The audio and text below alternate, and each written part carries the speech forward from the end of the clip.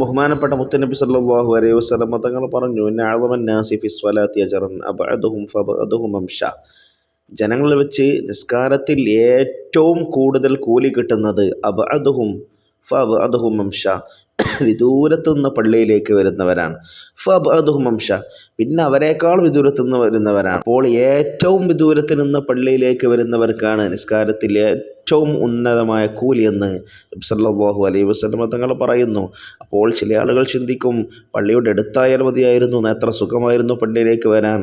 പക്ഷേ അവരെക്കാൾ ഉത്തമരാരാണ്? വിദൂരത്തിൽ നിന്ന് നടന്നു വരുന്നവരാണ്. കാരണം അത്രയും കാൽപാദം അവർ പള്ളിയിലേക്ക് വെച്ച് പ്രയാസപ്പെട്ടുകൊണ്ടാണ് അവർ പള്ളിയിലേക്ക് വരുന്നത്.